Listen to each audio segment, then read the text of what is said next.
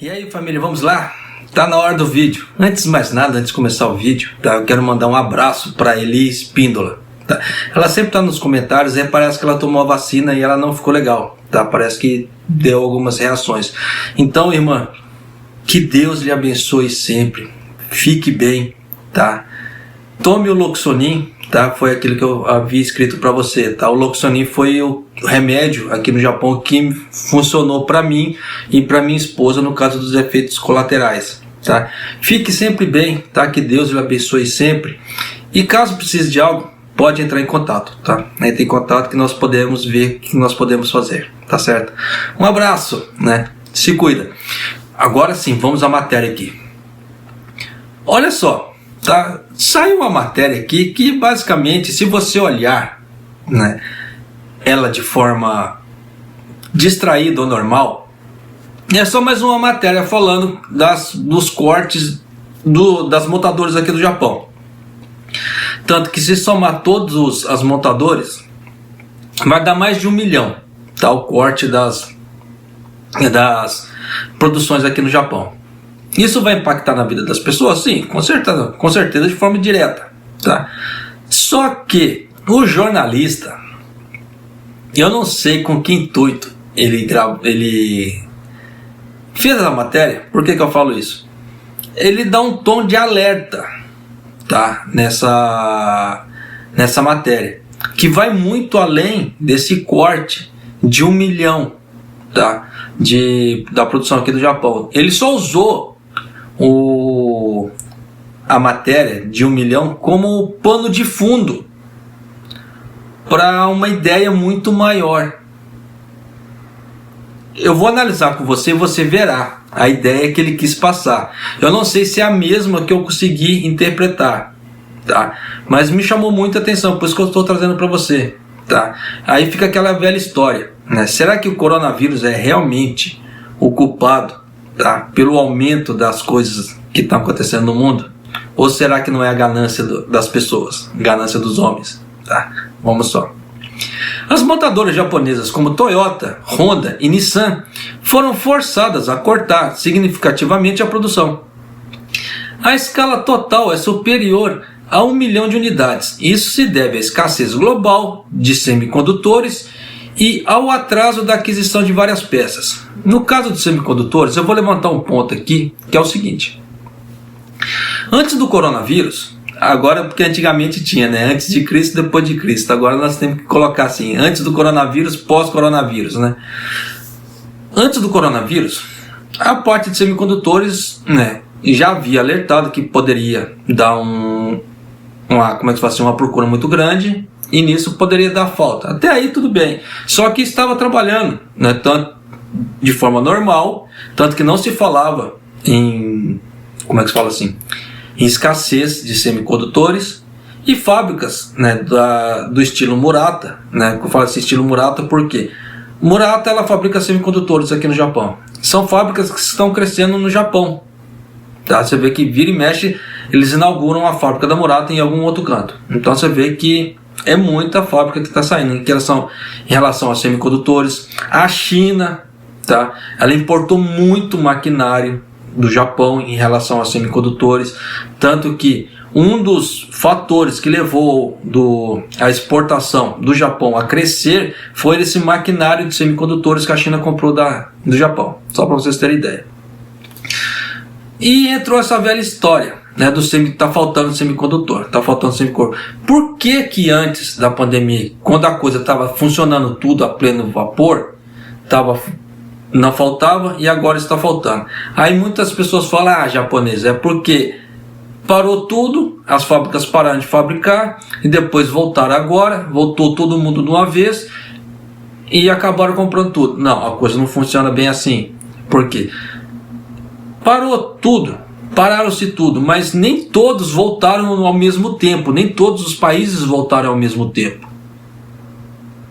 E nisso, um ficou, o outro fazia lockdown, depois saía, depois voltava de novo. E aí? E nisso não deu tempo das fábricas de semicondutores dar aquela estabilizada? Então você vê que tem algo assim meio estranho por trás, tá? Começando por aí. Mas continuando. O que está acontecendo com a cadeia de abastecimento? A principal fábrica da Mitsubishi Motors na Tailândia, na maior concentração da indústria automobilística do Sudeste Asiático. Em meados de outubro, funcionários do departamento de compras se reúnem nas salas de conferência. O objetivo é discutir as perspectivas de fornecimento futuro com a pessoa responsável pela fabricação das peças, fazendo videochamadas ou videoconferências, dependendo da pessoa, da forma que preferir, com o fornecedor. Esse tipo de reunião nunca tinha acontecido na fábrica da fábrica tailandesa. Agora é realizada todos os dias. É uma resposta, de alguma forma, para manter a produção em meio à turbulência global na cadeia de abastecimento. Desde o verão, as principais montadoras foram forçadas a cortar significativamente a produção devido à escassez de semicondutores e à disseminação da nova infecção por coronavírus no Sudeste Asiático. A produção de 6 principais empresas japonesas neste ano deve ser mais de 1 milhão de unidades menor do que o planejado, naquilo que eu havia explicado no início. Espera-se que a Mitsubishi Motors reduza a produção de 40 mil unidades em todo o mundo, e a produção de alguns dos modelos foi interrompida em sua principal fábrica na Tailândia em setembro. A fábrica tailandesa tomou medidas rigorosas contra a infecção de funcionários e agora está seguindo em pleno funcionamento. Porém, quando olhamos dentro da fábrica, a situação era diferente. A partir daqui, começa a prestar atenção. Algumas peças não cabiam nas prateleiras e ficavam empilhadas nas partes externas. Hoje em dia, existe uma onda na quantidade que pode ser adquirida para cada peça. Então, há uma diferença entre as peças que podem ser adquiridas sem problemas e peças que não podem ser adquiridas com facilidade. Aí levanta-se a ideia. Se basicamente era o mesmo material e antes conseguia com facilidade, por que agora não consegue? Aí vem a ideia da matéria-prima. Japonês, mas pode ser a matéria-prima. Sim, só que se a mesma matéria-prima é feita para um, por que para outro não dá? Então tem alguma coisa errada aí, tá? Por isso que a pessoa, o repórter, no caso que fez essa matéria, ele já começou a levantar esses pontos. Então tem alguma coisa aí por trás aí que já não tá legal, tá? Levando-se em conta que a matéria-prima é a mesma, tá? Percebe-se que a turbulência na cadeia de suprimentos teve um impacto tão grande que mudou o senso comum na produção automobilística. A produção tornou-se incapaz de atender à demanda global por automóveis e o impacto está se espalhando para os consumidores. No Japão, mesmo que seja comprado um carro novo, a espera pela entrega depende do modelo. Então você vê que modelos que têm alta tecnologia, no caso, muitas placas de circuito, que precisa de muitos semicondutores, elas demoram mais para ser entregues. Carros mais rústicos, sem tanta tecnologia, a coisa vai de vento em popa, né? E nos Estados Unidos, o preço do carro usado está subindo devido à queda nos estoques de carros novos. É claro que as montadoras não estão apenas observando a situação. Então você vê que são pontos que eles estão levando, que o repórter levantou, que é estranho, tá? De acordo com uma pessoa familiarizada com a grande fabricante, há momentos em que as peças que faltam são transportadas de avião às pressas, e quando se descobre que a compra de uma fábrica em um país não é possível, a produção é transferida para uma fábrica em outro país para fazer as peças. Todas as medidas são impensáveis em tempos normais. Mesmo assim, as compras não podem ser mantidas e cortes de produção em grande escala estão sendo forçados. Eu vou levantar um motivo para isso, tá? Porque as fábricas, as montadoras, quando vão fechar contrato fábricas de autopeças, elas pegam uma peça, tá? Manda para fábrica que vai fazer a autopeça, ela vai tirar um molde, ela vai fazer um modelo, tá? E em cima disso, ela vai criar todo um sistema ali, né? Ela vai fazer a parte de prensagem, a usinagem, no caso assim, o torno, etc., da peça. Eles vão pegar essa peça, vão mandar para a montadora, no caso seja Toyota, Mitsubishi, etc. E essa peça ela vai passar por vários processos de, como é que se fala assim, de qualidade. Tá? Eles vão colocar essa peça para sofrer pressão. Então vários tipos de testes são feitos nessa peça. Tá? E esses testes levam tempo. Dependendo da fábrica, o tipo de peça leva 6 meses para conseguir aprovação, só para você ter ideia. Tá? Para quem trabalhou aqui no Japão e já passou por esse tipo de processo de aprovação de peças, sabe do que eu estou falando. Então determinados contratos são fechados assim, começou a peça teste. Só que a aprovação dessa peça, ela só pode sair talvez daqui 3 meses, 6 meses, 1 ano. Então leva-se um certo tempo, né? Assim, não é da noite para o dia para essas peças sair, para aprovação dessas peças.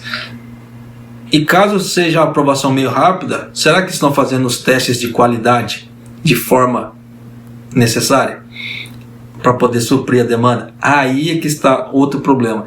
Então por isso que, dependendo da cadeia de suprimentos, ela vai demorar, tá? De um caso para o outro, daquelas peças serem feitas.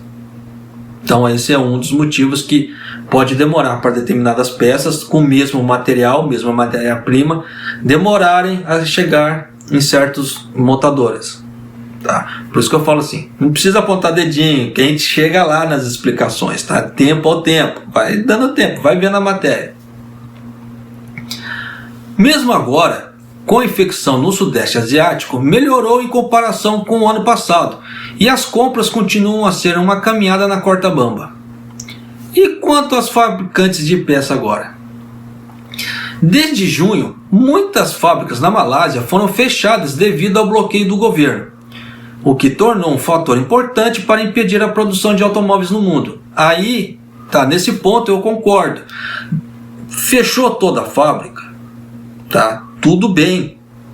Tá? Vai haver o corte de fornecimento das peças. Mas se não fechou, por que, sendo a mesma matéria-prima, né, por que certos produtos vão para frente e não vão para frente? Isso levando o caso das autopeças, tá?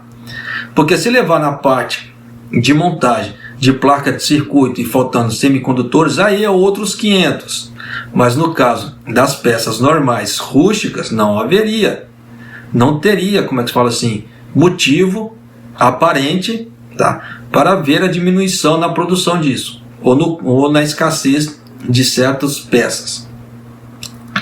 Entrevistamos uma fábrica, né, de grande porte que produz peças da carroceria e negocia com fabricantes japoneses.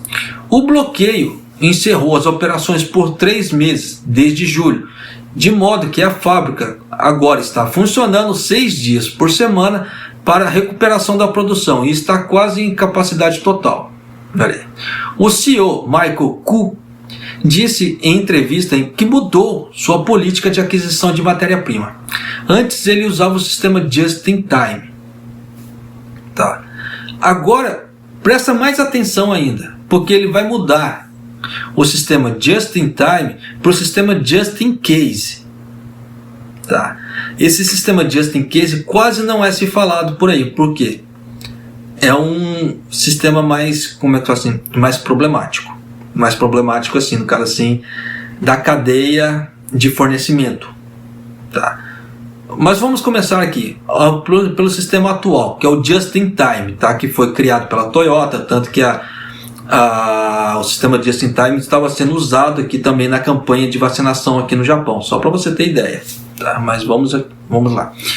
O Just-in-Time é um método de produzir e adquirir que você precisa quando e na quantidade que você precisa. Então, para desenhar, para ficar bem entendido para as pessoas. O sistema Toyota do Just in Time nada mais é que chegou o pedido, eles veem quantas peças vão precisar, eles vão comprar o número quase enxuto da matéria ou das peças para a produção. Por que eu falo que é quase enxuto? Porque às vezes pode dar algum problema na produção, né, algum erro de produção ali, que danifique a peça. E nisso o que acontece? Tem que ter uma peça de reposição. Mas geralmente esses estoques de reposição são muito pequenos. Tipo assim, só para você ter ideia, a margem que varia desses sistemas geralmente é 4, 5 peças de estoque só, tá? Para caso de reparo. Então eles procuram trabalhar da forma mais enxuta possível. Tipo assim, um pedido, uma peça, um produto produzido. Geralmente é isso, é o sistema Just in Time, tá? Tem sido considerado uma das fontes de competitividade da indústria automobilística japonesa, pois busca a racionalidade que leva à redução dos custos ao reduzir os estoques ao limite. Tá? Então, geralmente, quem trabalha na parte da economia ou administração sabe muito bem a parte de Just in Time. Né? Agora começa a entrar o sistema Just in Case. Tá? Só que ele não fala ali Just in Case, tá? Para deixar a coisa muito explícita. Por outro lado, foi apontado que existe o risco de que o modo... deixa eu ler de novo por causa da tradução. Por outro lado, foi apontado que existe um risco de que o impacto na produção aumente quando a oferta de matéria-prima e peças começa a estagnar por falta de estoques. Foi o que está acontecendo agora. Tá? Então, só que isso que quer dizer? Com o sistema Just in Case, determinadas situações ou determinadas, como é que se fala assim, burburinhos, tá? Rumores de certas situações possam vir a acontecer, o que as fábricas vão fazer? Elas vão comprar a matéria-prima em grande quantidade, para não correr o risco de faltar. Só que nisso o que acontece? Você imaginou várias fábricas comprando a mesma matéria-prima ao mesmo tempo. Aí entra aquela velha lei da oferta e demanda. Eles vão comprar muito de uma vez, vai faltar para outros, e aquela nova remessa de matéria-prima, o que vai acontecer? Com um preço mais alto.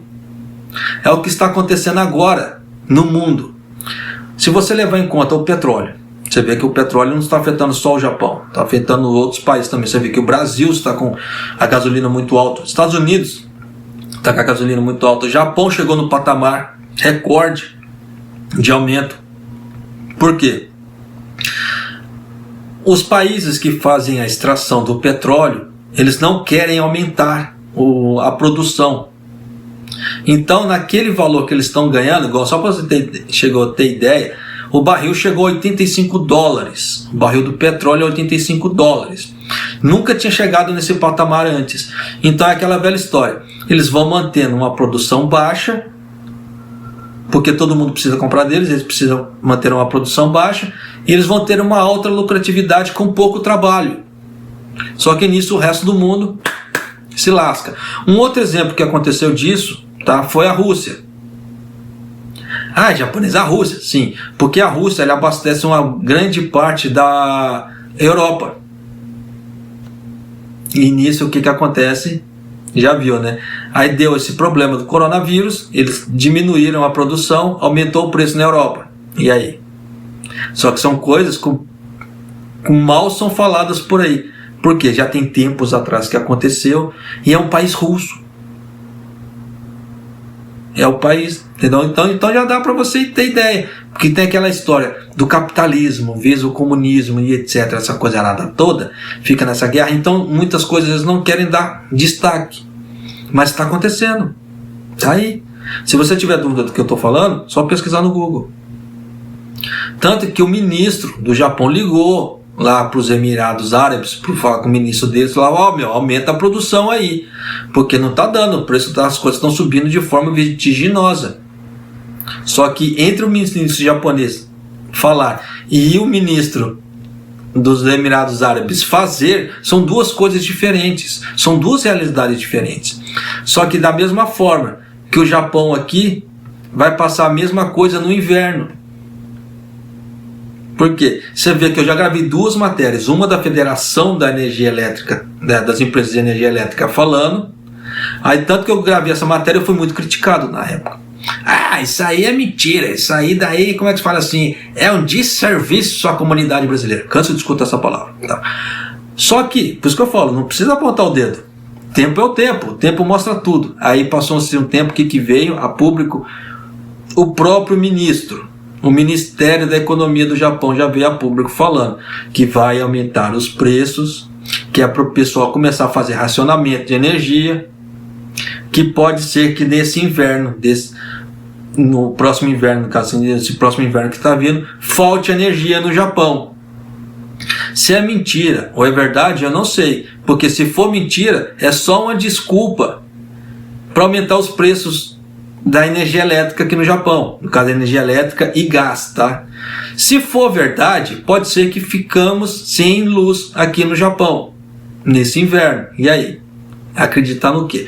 Então, não dá para saber, mas de qualquer maneira você vê que sinais apontam, sinais estão aparecendo, interpreta quem quer. E eu costumo interpretar esses sinais e trazer para você. Se você vai acreditar ou não, são outros 500, tá? Mas você vê que muitas previsões que eu já fiz aqui no canal deram certo.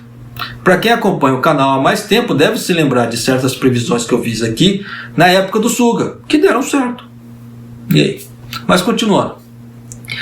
Quando a produção foi afetada pelo grande terremoto do leste do Japão e a enchente na Tailândia, o aspecto do risco desse método de produção foi destacado, no caso do Just in Time, tá? Mas este foi a primeira vez que eu ouvi que a política de compras foi realmente alterada. O senhor não revelou os detalhes sobre quais peças e quanto ele tinha em estoque, mas a Malásia está definitivamente começando a mudar. Mudança dos fabricantes de peças desencadeadas da disseminação do novo coronavírus para o sistema Just in Case. Então é aquela velha história, daqui para frente, dependendo, as matérias-primas vão começar a subir muito os preços, como é que faz assim? Os velhos commodities. Tá? Na hora que os commodities começar a subir o preço, a coisa vai degringolar na economia, vai começar a dar um colapso econômico. Por quê? O poder aquisitivo das pessoas vão diminuir de uma forma grotesca. E aí? É aquela velha história, a mesma coisa assim, de um iPhone para alguma outra marca. Você vê com o iPhone no Brasil, é um absurdo, aqui no Japão também é um absurdo, em relação às outras marcas. Vai continuar assim, e esse distanciamento de valor de poder aquisitivo vai aumentar cada vez mais, infelizmente. Especialistas familiarizados com as cadeias de suprimento do Sudeste Asiático apontam que esse movimento pode se espalhar, o Just in Case. O que acontecerá se muitos fabricantes tiverem mais estoques? É aquela velha história, eles vão comprar muita matéria-prima e vai sobrar pouco para outros. Aí aqueles outros que forem comprar dali por diante vão ter que pagar preços absurdos em novas matérias-primas. Quem vai arcar com o aumento desses custos? Com certeza será você, será eu. Que esse custo vai ser repassado ao público, isso é fato. Tá? O equilíbrio entre a oferta e a demanda de matérias-primas pode ser ainda mais perturbador. Por isso que eu falo, a pessoa que redigiu essa matéria, ela só usou a parte automobilística como pano de fundo para levantar outras questões. Você entende agora o que eu quis falar? As perguntas surgem uma após outra.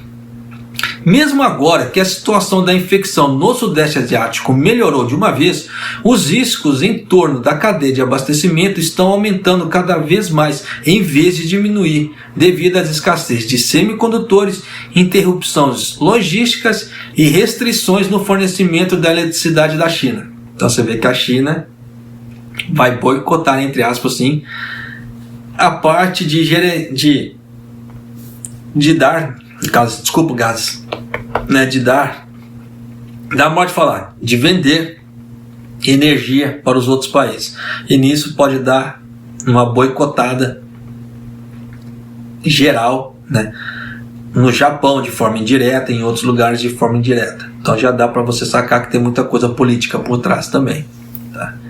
Esta crise tem o potencial de mudar radicalmente a produção e as compras das indústrias manufatureiras. O impacto está se espalhando silenciosamente. Então eu não preciso falar mais nada depois desse final aqui, né? Se eu falar alguma coisa aqui vai estragar depois desse final. Mas já dá para você ter ideia do que é a tendência daqui para frente. Tá? Então querer culpar o coronavírus, não, tá? Porque isso aí é muita sacanagem, querer colocar a culpa no coronavírus pela quebra na cadeia produtiva. Muito pelo contrário, você vê que como a parte do petróleo fez, né, esse tipo de coisa, diminuir a produção, aumentando os preços, e todo mundo ainda está comprando, certas tendências vão continuar a mesma coisa para outros commodities, porque o petróleo é um commodity, o ferro é outro commodity. Só para você ter ideia, feijão, trigo, essas coisas são considerados commodities também, e essas coisas vão aumentar. Tanto que aqui no Japão já houve aumentos brutais, tá? Nessa parte de alimentos. Trigo, soja e outros commodities aumentaram o preço de forma muito grande. Aí se fala, japonês, mas é entre safras. Sim, pode ser entre safras, mas não quer dizer que precisa aumentar dessa forma o preço. E outros produtos, praticamente assim, o Japão passou por um aumento muito grande esse tempo, de outubro para cá. Tá, nos aumentos dos preços. Aí vem aquelas pessoas, que vem aqueles babão. Mas no Japão não tem inflação. Como que não tem inflação? O salário não aumenta, os produtos aumentam, não acompanha o valor. Isso quer dizer o quê? Não é inflação? E aí? Tá. Então, é aquela velha história, tá, da oferta e demanda. Então, daqui para frente, a tendência vai ser essa, né, de aumento nos preços das commodities, das matérias-primas, e vai quebrar as pernas de muita gente. Então já estou trazendo esse tipo de coisa porque se já estão saindo matérias falando sobre isso, tá? Você vê que o governo já veio alertar em relação à energia elétrica, tá? A parte produtora também de petróleo, a parte de safras também está acontecendo. Então você vê que daqui para frente a coisa vai ser o quê? Diminuir produção para aumentar preços. Vai ser muito tendência isso acontecer. Então, procurem já se precaver de certas coisas. Existe uma receita de bolo para isso? Não existe. Estamos todos suscetíveis a isso. Você, eu, né? E cada um vai ter que rebolar da melhor maneira possível, tá? Para poder fazer sua economia, para você poder manter um certo padrão de vida. Então, muitos paradigmas, né, que são considerados verdades nas vidas das pessoas vão começar a ser quebrados com isso. Estilos de vidas vão ser quebrados. Mudanças de vidas vão ter que ser feitas. E muita gente nisso vai acabar ficando triste, em depressão e etc. Mas é a realidade daqui para frente. Pode parecer uma previsão grotesca? Sim, pode parecer. Fala assim, japonesa, você está fazendo outro serviço à comunidade. Pode até ser. Depende da opinião de cada um. Mas sinais estão aparecendo. Pega quem quer. Simples assim. Tá? Da mesma forma que sinais são usados nas bolsas de valores, eu não preciso explicar por quê, porque eu já gravei vários vídeos falando sobre esses sinais. Na bolsa de valores, quem investe na bolsa de valor procura esses sinais todos os dias, em jornais, né, jornais de papel, internet, etc. São as pessoas bem mais informadas do mundo, são as pessoas que investem na bolsa de valores. Você quer saber se o mundo está legal ou está uma caca? Conversa com a pessoa que investe em bolsa de valores. São as pessoas mais bem informadas no mundo, desde a questão de tempo à questão de dinheiro. Passa por tudo. Ele tem que pegar tudo, filtrar aquilo ali, em cima daquilo ali ele vai ver o investimento que ele vai fazer na bolsa de valor. Porque se ele pegar esses sinais de forma errada, ele perde dinheiro. E ninguém quer perder dinheiro hoje em dia. Então eles têm que pegar esses sinais, analisar esses sinais na hora de investir. E nisso ele pode ter uma lucratividade muito alta, como ele pode ter uma perda muito alta se ele analisar de forma errada. Claro que existem as jogadas das bolsas de valores, jogadas que eu falo assim, né, junto um grupo, vamos fazer tal coisa para inflacionar aquela ação, a ação daquele grupo. Sim, acontece. Foi como aconteceu na GameStop. Tá? Deu uma repercussão danada, entrou até sistema antitrust lá dos Estados Unidos na época, foi um bafafá direto. Tá? Por quê? As ações da GameStop elas foram inflacionadas diretamente, mas não por um grupo, mas pelas próprias pessoas que faziam parte, sim, que gostavam da GameStop. Então aquilo ajudou demais. Você vê que a união faz a força. Tá? Então você vê que existem certas tendências que precisam ser observadas. Porque se você não observar, você se lasca. E para você observar isso, o que é? Informação. Você precisa de informação. Informação é o maior bem que existe. Sem informação as pessoas não investem na bolsa, não sabem o que plantar, não sabem o que colher, não sabem como vender, não sabem qual público, qual nicho que o público dela tem de venda e compra. Então é muito complicado. Então se você não tiver informações, você fica à deriva e fica para trás em relação a, como é que se fala assim, a concorrência. E é isso que eu tento trazer para você aqui, informações. A forma que você vai usufruir dessas informações é a critério de cada um. Tá? Não tenho como saber. Só que aquela velha história, determinadas informações que eu passo não alegram a gregos e troianos. Então sempre tem pessoas que falam assim, japonês, você está apontando, pô. Mas são informações, estão na mídia. E eu uso fontes seguras. E aí? Vai de cada um, né? Ver o critério. Se não gosta do canal, não gosta das informações que eu passo, não precisa assistir o canal, vai para outro canto. Tem tantos canais por aí, tem muita forma de informação aí, vai assistir uma que, ou vai ler uma que, tipo assim, cai de encontro com o que você quer escutar. Eu às vezes aqui eu falo as coisas que não cai de encontro com o que as pessoas querem escutar, e nisso eu sou atacado. Besteira, pô. Verdade é uma só, tá aí. Tá, se você quer acreditar nisso ou não, é outros 500. Né? Tanto que, entre aspas, também a verdade ela é relativa, ela não é absoluta. Né? Você vê que a própria ciência ela muda de tempos em tempos. Então, por isso que as informações têm que ser atualizadas de tempos em tempos. Às vezes parece déjà vu, sim. Nossa, parece matéria velha, sim, mas é a atualização da matéria, com alguma mudança. Né? Mas fazer o quê? Vida que se segue. Mas é isso aí, família. Um abraço, até o próximo vídeo. E cuidado com as informações, hein? Faça um bom uso disso que você pode sair de muita enrascada. Tá certo? Um abraço, até o próximo vídeo e até mais.